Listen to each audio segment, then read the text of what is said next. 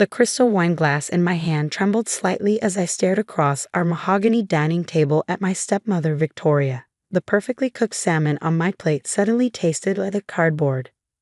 "You did what?" I asked, my voice barely above a whisper. Victoria dabbed at her lips with a linen napkin, her red lipstick leaving a perfect mark. "Really, Charlotte, don't be dramatic. La Maison was dragging down the family's portfolio. I found buyers who'll probably turn it into one of those trendy fusion places." She waved her hand dismissively. "They're paying well above market value." My name is Charlotte Durant, and at 28, I was watching my stepmother of 3 years casually destroy my mother's legacy. La Maison wasn't just a restaurant, it was my childhood, my heritage, and the last real connection I had to my mother who had passed away 5 years ago. "Dad," I turned to my father, who was suddenly very interested in cutting his salmon into increasingly smaller pieces. "You can't let her do this. Mom built that restaurant from nothing. It's been in our family for 30 years. The decision's made, Charlie," he said softly, still not meeting my eyes. "Victoria's right. The restaurant's profits have been declining. Sometimes we have to make hard business decisions." I felt the familiar anger rise in my chest. Ever since he'd married Victoria, my father had become a shadow of himself, deferring to her on everything from family holidays to business decisions. The successful restaurateur who had supported my mother's dreams was gone, replaced by a man who seemed afraid of his own wife. "Hard business decisions," I repeated, "like selling a property you don't even own." La Maison was left to me in Mom's will. Victoria's perfectly sculpted eyebrows rose slightly. "Actually, dear, your father maintained controlling interest as executor of the estate until you turned 30. We're well within our rights to sell." I set down my wine glass carefully, afraid I might shatter it in my grip. She was right. My mother's will had stipulated that my father would manage the restaurant until I turned 30, thinking he would protect it, nurture it, keep it running until I was ready to take over completely. What my mother hadn't anticipated was Victoria Torres, the glamorous real estate agent who had swept into our lives 3 years after her death, bringing with her an aggressive approach to modernizing our family's assets. "When?" I asked, proud of how steady my voice remained. "The new owners take possession next Friday," Victoria replied, taking a delicate sip of her wine. "They're paying cash, so the closing is expedited. I'll need you to handle the staff notifications and inventory clearance." Of course she would.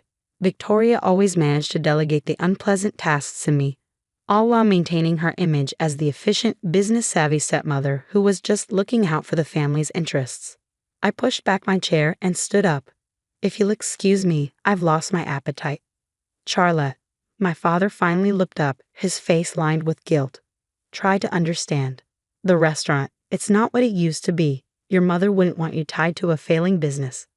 I stared at him, remembering all the nights he and Mom had spent planning menus, selecting wines, building La Maison into one of the most respected French restaurants in Boston. How quickly he'd forgotten. "No," I said quietly. "Mom wouldn't want me to give up without a fight." I walked out of the dining room, Victoria's voice floating after me. "Really, Charles, I don't know why she's being so difficult about this. It's just a restaurant." Just a restaurant. As if La Maison could be reduced to mere brick and mortar, to profit margins and market value. She had no idea what that place really meant, what secrets it held. I drove through the rain-slicked streets of Boston to La Maison, using my key to enter through the kitchen door. The restaurant was closed on Mondays, and the familiar space was dark and quiet. I moved through the kitchen, running my hand along the stainless steel counters where I'd learned to cook at my mother's side. The main dining room was bathed in soft light from the street lamps outside, illuminating the hand-painted murals my mother had commissioned, scenes of the French countryside where she'd grown up. Each table was still perfectly set, white tablecloths gleaming, wine glasses sparkling. Victoria might see a failing business, but I saw decades of memories, of passion, of love. I made my way to the wine cellar door, hidden behind a vintage French poster. The heavy wooden door creaked slightly as I opened it, the temperature dropping as I descended the stone steps. This was where my mother had worked her real magic. The main wine cellar was impressive enough. Hundreds of bottles carefully cataloged and stored at perfect temperature. But it was the secret room behind the false wall that held La Maison's true treasure. My mother had started collecting rare wines in her 20s, long before she met my father. Over the years, she had amassed a collection that would make wine connoisseurs weep. I pressed the hidden latch and the false wall swung open silently. The room beyond was smaller, but every bottle here was worth more than most people made in a year. Chateau Lafayette Rothschild, 1869. Roman et Conti, 1945. Chateau Latour, 1961. My mother had collected them all.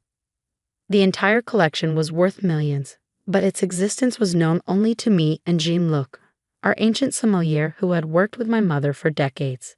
We had kept it secret, protected it, waiting for the right moment to reveal its true value. That moment, it seemed, had arrived sooner than expected. I pulled out my phone and dialed a number I'd memorized but never used. After 3 rings, a familiar French-accented voice answered. "Ah, Charlotte, I was wondering when you would call." "Marcus," I said, "I need your help. It's time to make good on that promise you made to my mother." Marcus Durand had been my mother's mentor in her early days as a wine collector. Now he was one of the most respected wine authenticators in the world. "The collection?" he asked. "Is it at risk?" "Victoria is selling the restaurant. We have less than a week." He was quiet for a moment. "I can be there tomorrow morning. Have Jean-Luc prepare the documentation." After hanging up, I sent a text to Jean-Luc. "It's happening. Meet me at the restaurant tomorrow at 8 a.m. Then I sat down on the cool stone floor, surrounded by millions of dollars worth of wine, and finally let myself cry. Not just for the restaurant, but for my mother, for the legacy she built, for the father who seemed to have forgotten what any of it meant. My phone buzzed. A text from my best friend and La Maison's head chef. "Sophie, just heard from the staff. That witch is really selling us out." "Not if I can help it," I replied. "Meeting tomorrow at 8 a.m. We're activating Plan B." Sophie and I had been preparing for something like this ever since Victoria had started making noise about streamlining the family's assets. We had backups of all the restaurant's records, copies of my mother's original recipes, and most importantly, a list of loyal customers who would be very interested to learn about Victoria's plans. I stood up, brushing off my pants and taking one last look at the hidden wine room. My mother had always said that timing was everything, in cooking, in wine, in life. Victoria thought she was selling a failing restaurant. She had no idea she was about to uncork a vintage scandal. The next morning, La Maison's kitchen was alive with tension. Sophie stood at her usual place by the stove, but instead of preparing for service, she was reviewing documents with Jean-Luc. Marcus had arrived from New York, his expert's eye already gleaming at the prospect of examining the collection. "The documentation is perfect," Jean-Luc said, his weathered hands smoothing out the papers on the steel prep table. "Your mother kept records of every purchase, every authentication. The provenance is undeniable." Marcus nodded, adjusting his wire-rimmed glasses. "And you've maintained perfect temperature control?" "The humidity levels." "Exactly as Madame Durand specified," Jean-Luc replied. "For 25 years, I have not deviated from her instructions by even 1 degree. "Then let's see them," Marcus said. I led the small group down to the cellar, watching their faces as I revealed the hidden room. Even Sophie, who had known about its existence, gasped at the sight of so many legendary wines in one place. Marcus moved through the collection with reverence, examining bottles, checking labels, making notes. After an hour, he turned to me with an expression of barely contained excitement. "Charlotte, this is extraordinary. The 1869 Lafayette alone would fetch over $230,000 at auction. The entire collection." He paused, making some quick calculations. "Conservatively, we're looking at $8 to $10 million. Sophie whistled softly. "No wonder your mother kept this secret." "And the buyers Victoria found," I said. "They have no idea this exists." "Impossible," Jean-Luc scoffed. "The false wall does not appear in any building plans. Only those Madame trusted knew of its existence." I smiled grimly. "Perfect. Sophie, is everyone here?" She nodded. "The whole staff is waiting upstairs. They're scared, Charlotte. This place is their home too."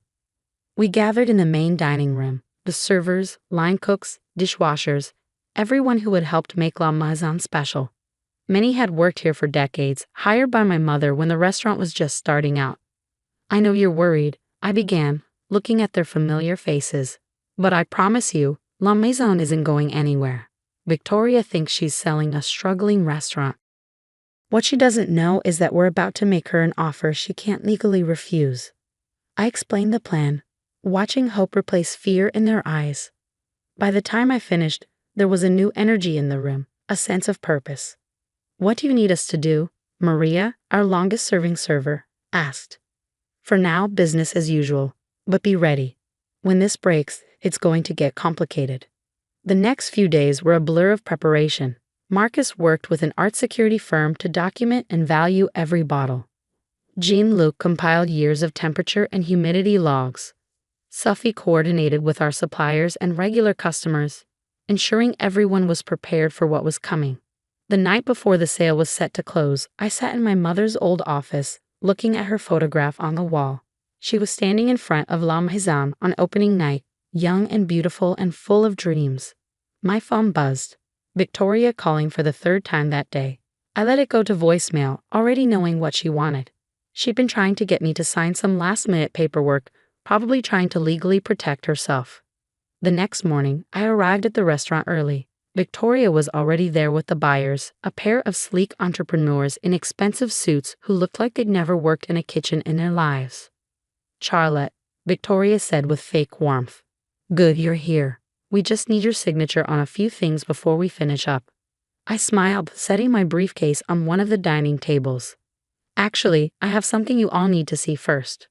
The buyers looked confused as Marcus and Jean-Luc entered, carrying stacks of documentation.